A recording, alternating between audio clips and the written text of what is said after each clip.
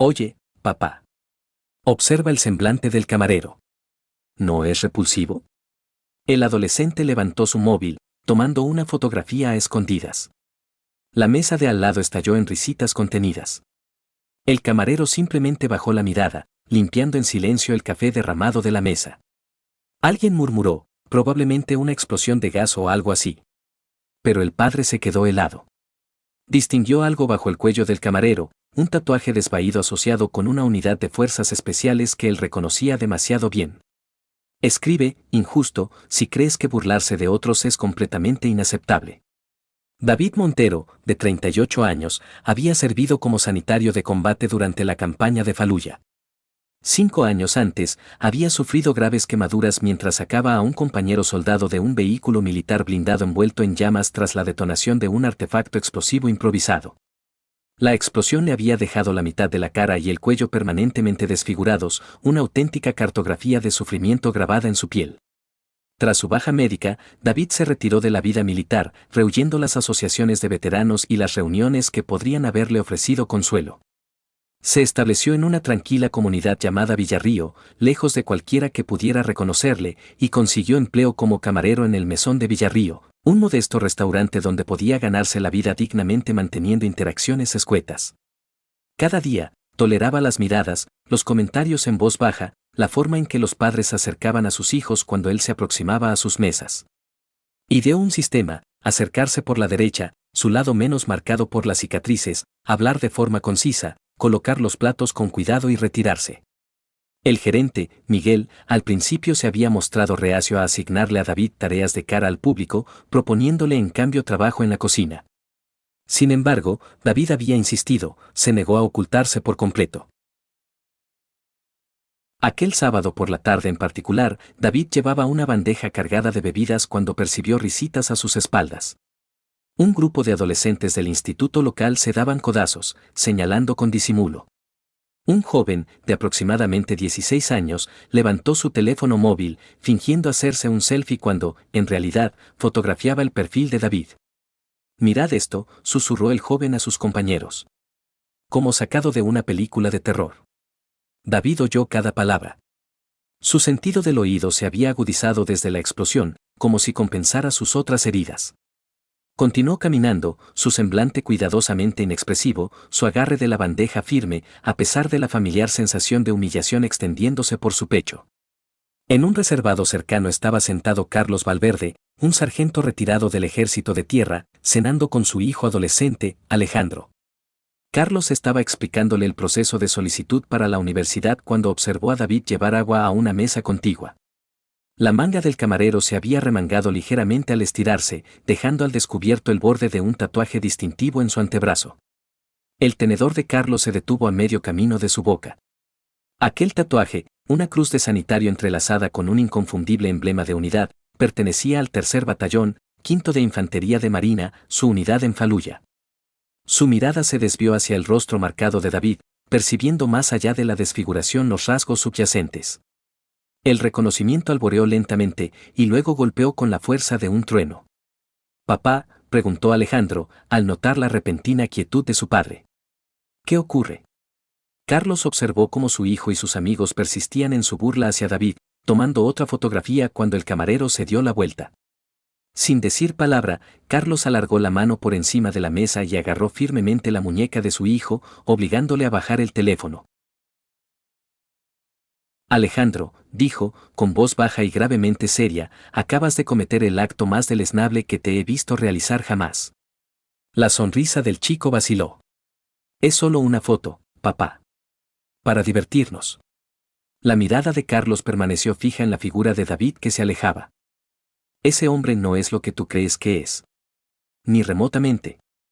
Si crees que un individuo virtuoso merece ser recordado, quédate aquí con nosotros».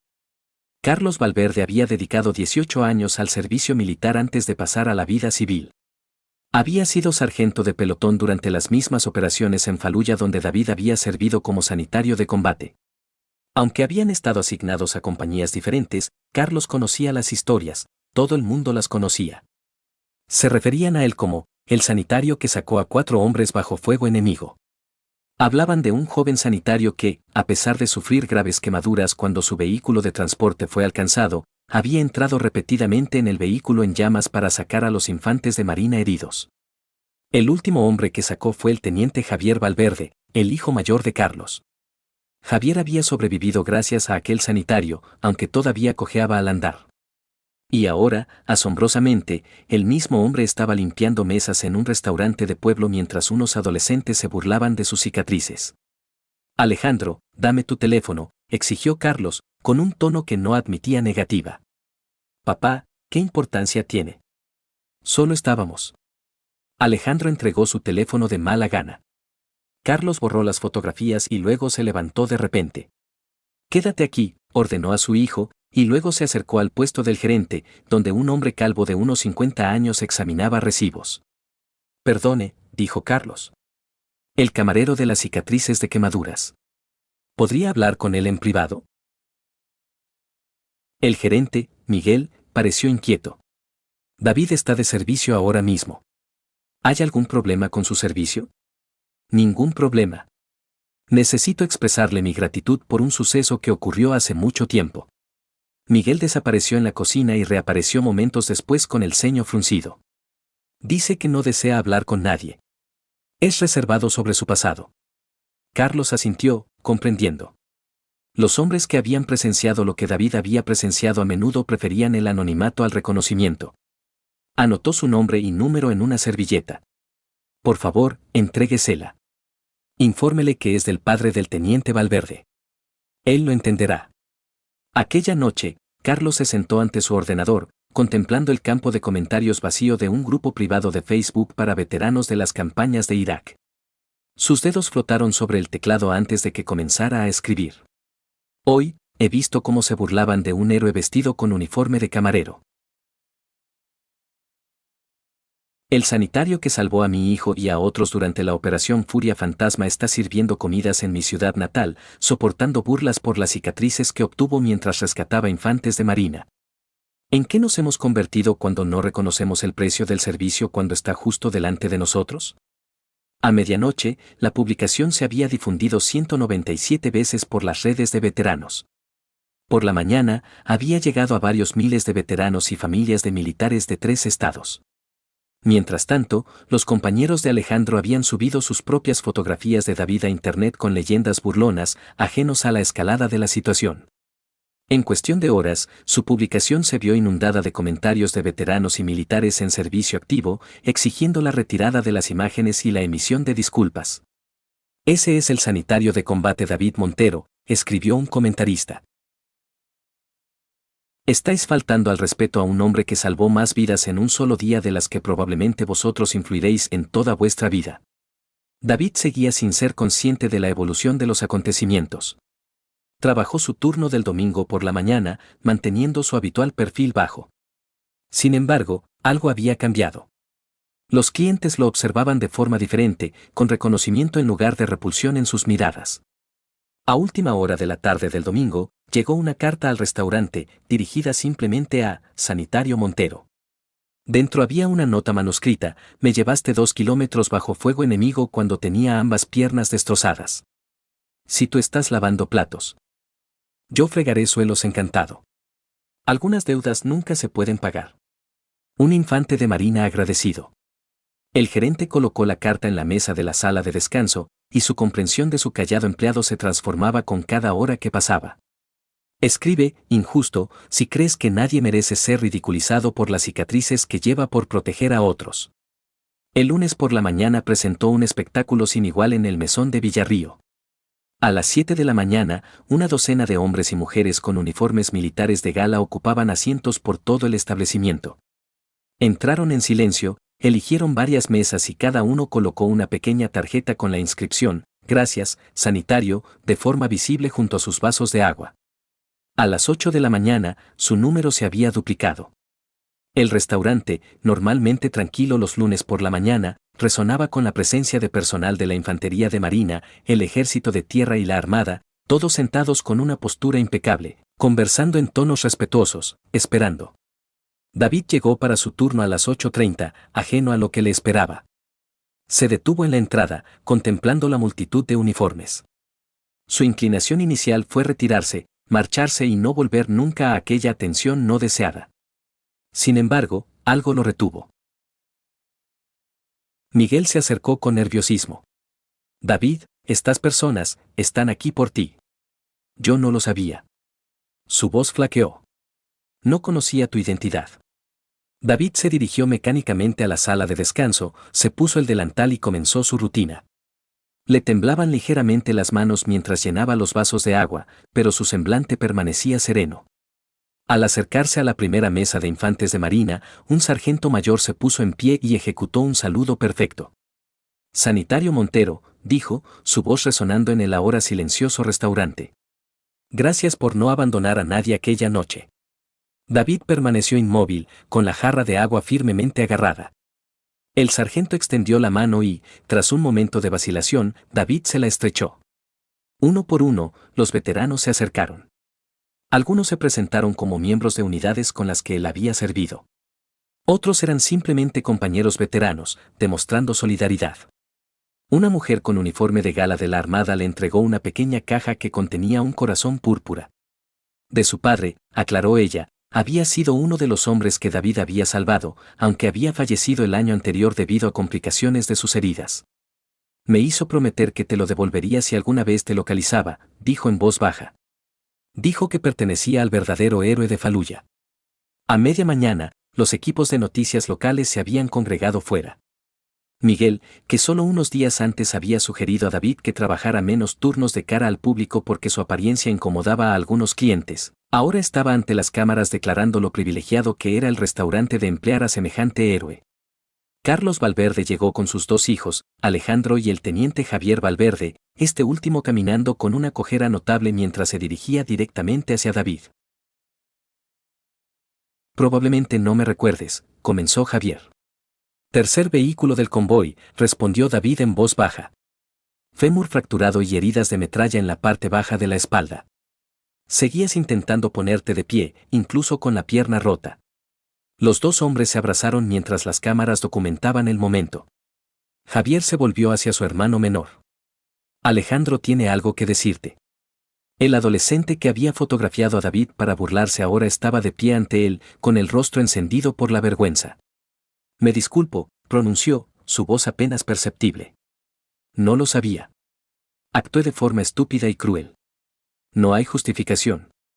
David estudió el rostro del chico. Te perdono, dijo simplemente. Solo recuerda, nadie elige cómo es herido, pero todos elegimos cómo nos tratamos unos a otros después. Por la tarde, las fotografías virales habían sido suplantadas por nuevas imágenes, David rodeado de veteranos, David estrechando la mano de Javier Valverde, David persistiendo en servir mesas a pesar del revuelo. Su tranquila dignidad evidente en cada gesto. Miguel se le acercó durante un momento de calma. David, debo disculparme. Cuando los clientes se quejaron de tu apariencia, debería haberte defendido. En lugar de eso, te pedí que trabajaras turnos menos visibles. Estaba equivocado. David acusó recibo de la disculpa con un asentimiento.